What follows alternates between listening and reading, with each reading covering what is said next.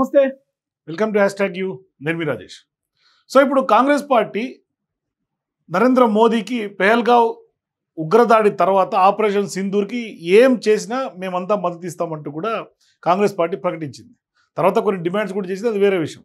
కానీ ఇప్పుడు ప్రధానంగా దేశవ్యాప్తంగా కాంగ్రెస్ పట్ల కొంతమంది సీనియర్లు మాట్లాడుతున్నటువంటి నేపథ్యంలో విస్తృతమైనటువంటి చర్చ జరుగుతోంది. మరోవైపు ఇప్పుడు చిదంబరం ఎవరైతే సీనియర్ ఎకనామిస్ట్ ఉన్నారో కాంగ్రెస్ పార్టీలో, ఆయన మాజీ కేంద్ర మంత్రి కూడా పనిచేసిన అనుభవం, సీనియర్ నాయకులు ఆయన కానీ శశి తరూర్ లాంటి వాళ్ళు కానీ ఇప్పుడు ఇండియా కూటమి మీద కాంగ్రెస్ పార్టీ మీద చేస్తున్నటువంటి వ్యాఖ్యలు చూస్తూ ఉంటే ఒకసారి పునరాలోచించాల్సినటువంటి అవసరం కాంగ్రెస్ పార్టీకి ఎంతైనా ఉంది. అయితే ఇక్కడ ప్రధానంగా చెప్పదలుచుకుంది ఏంటంటే, పెహల్గావ్ ఉగ్రదాడి మొదలుపెట్టిన తర్వాత కాంగ్రెస్ పార్టీ కొంత అరాచకానికి భిన్నంగా ఆచితూచి అడుగులు వేస్తూ వచ్చింది. వ్యూహాత్మకంగా పావులు కదిపింది. అక్కడ ఇక్కడ ఒకటి రెండు అపశృతులు వినిపించినా అందరిది ఒకటే మాట అన్నట్లుగా ప్రభుత్వానికి అండగా ఒకే మాటపై నిలబడింది. అయితే ఇప్పుడు ఆపరేషన్ సింధూర్ విషయంలో కూడా, ఆ తర్వాత పరిణామాల విషయంలో కూడా ప్రభుత్వానికి సంపూర్ణ సహకారం ఖచ్చితంగా కాంగ్రెస్ అందించింది. ప్రభుత్వం తీసుకునే ఎలాంటి చర్యకైనా కాంగ్రెస్ మద్దతు ఉంటుందని పార్టీ అధ్యక్షుడిగా ఉన్నటువంటి మల్లికార్జున ఖర్గే, అగ్రనాయకుడు లోక్సభ ప్రతిపక్ష నేతగా ఉన్నటువంటి రాహుల్ గాంధీ, అట్లాగే కొంతమంది నాయకులు, ఇతర నాయకులు కూడా ప్రకటించారు. నిజానికి పెహల్గావ్ ఉగ్రదాడి జరిగిన వెంటనే కాంగ్రెస్ వర్కింగ్ కమిటీ సిడబ్ల్యూసీ సమావేశం కూడా పెహల్గావ్ దాడిని ఖండిస్తూ ఒక తీర్మానాన్ని కూడా ఆమోదం తెలిపింది. మరి సరిహద్దు ఉగ్రవాదానికి మద్దతుగా నిలిచినటువంటి పాకిస్తాన్కు తగిన గుణపాఠం చెప్పాల్సినటువంటి సమయం ఆసన్నమైందనేది కూడా తీర్మానంలో పేర్కొంది.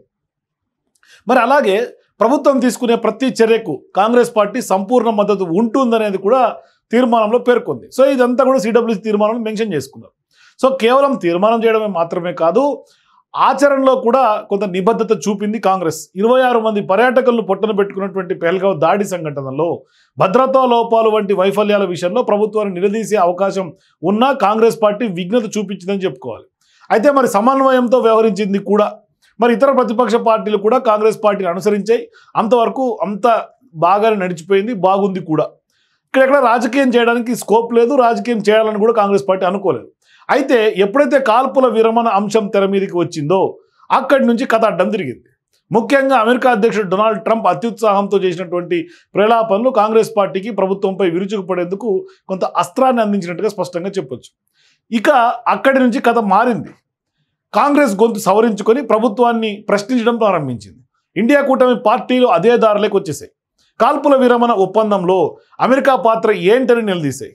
అమెరికా విదేశాంగ మంత్రిగా ఉన్నటువంటి మార్కో రూబియో, అట్లాగే భారత్ పాకిస్తాన్ దేశాల తటస్థ ప్రదేశంలో విభిన్న అంశాలపై విస్తృత స్థాయి చర్చలకు కూడా అంగీకరించామని చేసినటువంటి ప్రకటనపై కూడా కాంగ్రెస్ పార్టీ నాయకులు ప్రభుత్వాన్ని తీవ్రస్థాయిలో ప్రశ్నించారు, వివరణ కోరారు. అలాగే కాల్పుల విరమణకు పాకిస్తాన్ ఇచ్చినటువంటి హామీ ఏమిటి, అట్లాగే పాకిస్తాన్లో ఉగ్రవాద స్థావరాలను కూల్చేసేందుకు పాక్ అంగీకరించిందా, ఇవన్నీ కూడా ప్రశ్నలు గుప్పించారు. మరి ఒక విధంగా చూస్తే ప్రభుత్వాన్ని గట్టిగా కార్నర్ చేశారని అనుకోవాలి. అయితే ఇరకాటంలో నెట్టారు కూడా. మరి ఓ పక్క పార్టీలో ఒక వర్గం మోదీ ప్రభుత్వంపై ప్రశ్నలతో విరుచుకుపడుతున్న సమయంలోనే కాంగ్రెస్ పార్టీలో మరో వర్గం మోదీ ప్రభుత్వాన్ని ప్రశంసలతో ముంచెత్తుతోంది. అలాగే మరో వంక ముఖ్య నాయకులు కొందరు కాంగ్రెస్ పార్టీలో జరుగుతున్నటువంటి తప్పులో కాలేసిందనే ఆందోళన కూడా వ్యక్తపరుస్తున్నటువంటి పరిస్థితి సీనియర్లందరూ కూడా. ముఖ్యంగా కాల్పుల విరమణ అనంతరం మోదీ ప్రభుత్వం ఒకదాని వెంట ఒకటిగా తీసుకుంటున్నటువంటి నిర్ణయాలు, చేపడుతున్నటువంటి చర్యలు కాంగ్రెస్ పార్టీని కలవరపాటుకు గురి చేస్తున్నాయని చాలామంది అంటున్నారు. అలాగే కాల్పుల విరమణ విషయంలో మోదీ ప్రభుత్వం అమెరికా మధ్యవర్తిత్వాన్ని కొంత తప్పుపడటం కూడా అట్లాగే తప్పే అవుతుందని కూడా కాంగ్రెస్లో ఒక వర్గం నాయకులు, పార్టీలో కొందరు ముఖ్య నాయకుల పార్టీ స్టాండ్ను తప్పుపడుతూ ఉన్నారు. సో ఇప్పుడు ఉభయ దేశాలు అణ్వాయుధ దేశాలు అయినప్పుడు పట్టు విడుపులు అనివార్యం అవుతాయని, అందుకే మోదీ ప్రభుత్వం సరైనటువంటి సమయంలో సరైన నిర్ణయం తీసుకుందని చాలామంది సీనియర్ నాయకులు అంతర్గతంగా కాంగ్రెస్ పార్టీ నాయకులు మాట్లాడుతున్నటువంటి మాట.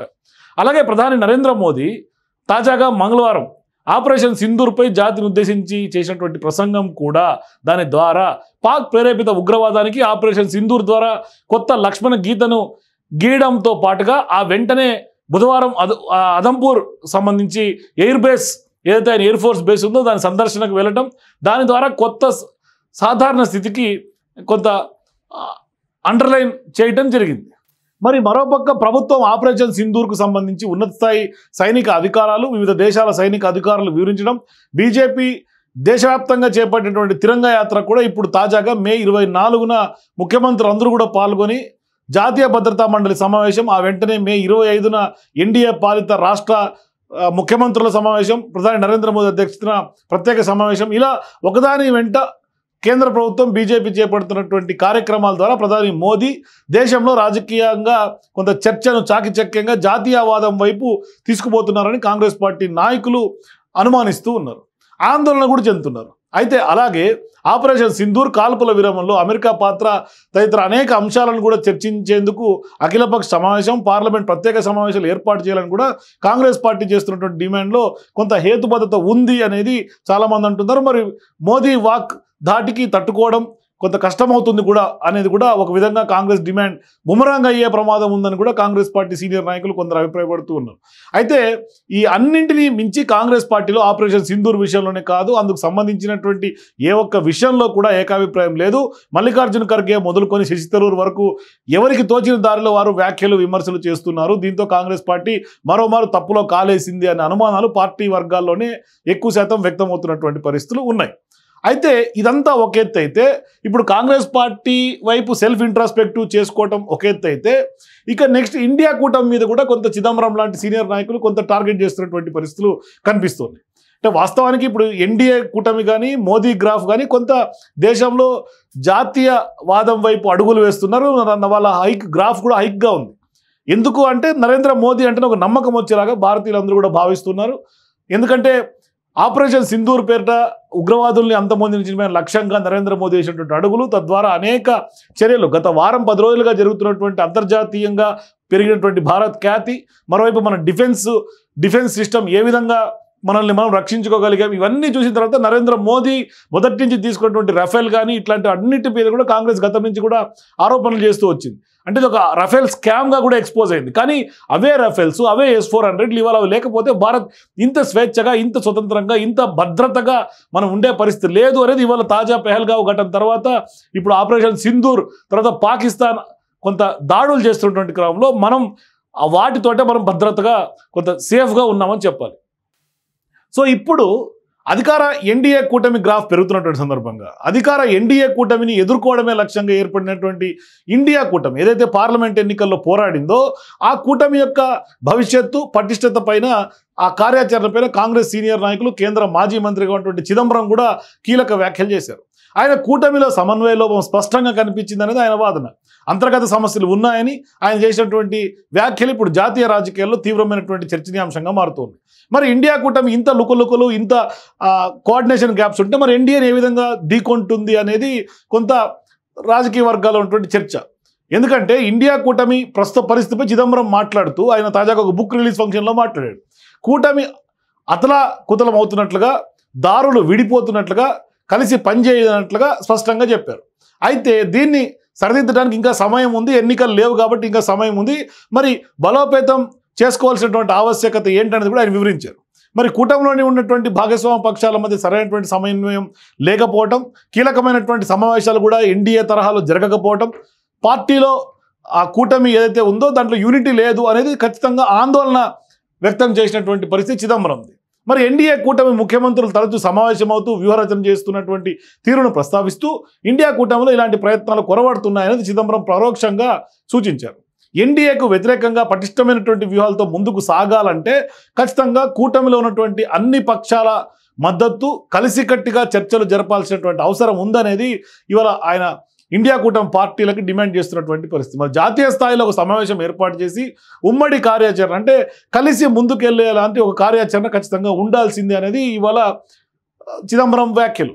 మరి ఈయన రూపొందించాలని ఏదైతే చెప్తున్నాడో మరి ఆ వాదన కూటమిలో ఇప్పుడు ప్రధానంగా వినిపిస్తున్న ఇలాంటి తరుణంలో కూటమిలో ఉన్నటువంటి కీలక నేత అయినటువంటి చిదంబరం స్వయంగా అంతర్గత సమస్యలపైన ఇవాళ పెదవి విప్పడం కొంత జాతీయ స్థాయి రాజకీయాల్లో కొంత ప్రియారిటీ ఉందని చెప్పుకోవాలి, ప్రాధాన్యత సంతరించుకుంటుంది. అయితే ఇప్పుడు ఆయన వ్యాఖ్యలు కూటమిలో అసంతృప్తిని, సమన్వయ లోపాన్ని స్పష్టంగా బహిర్గతం చేస్తున్నాయని రాజకీయ విశ్లేషకుల యొక్క భావన. మరి రాబోయే రోజుల్లో ఇండియా కూటమి నేతలు ఈ సమస్యలను ఎట్లా అధిగమిస్తారనేది ప్రధానంగా వాళ్ళ ముందున్నటువంటి ఛాలెంజ్. మరి ఐక్యంగా ముందుకు వెళ్లాల్సినటువంటి బాధ్యత ఉందనేది చిదంబరం చెప్తున్నాడు. ఒకసారి చిదంబరం ఎగ్జాక్ట్గా ఆ బుక్ రిలీజ్ ఫంక్షన్లో ఏం మాట్లాడాడో నేను మీకు ఆ వీడియో కూడా చూపిస్తా, ఆయన బయట కూడా వినిపిస్తా. The future is not so bright as Mr. Mrityunjay Singh Yadav said. He seemed to feel that the India alliance is still intact. I'm not sure. It's only Salman can answer, because he was part of the negotiating team for the India alliance. If the India alliance is totally intact, I'm very, very happy. But it is, it shows it's at the seams, it's frayed. It can be put together. There is still time. There are still events which will unfold, which can be. But the underlying premise of Mr. Yadav's argument is correct. If you want to take on the formidable BJP machinery, in my experience and my reading of history, there has been no political party which is so formidably organized as a BJP. In every department, it's formidable. It's not another political party.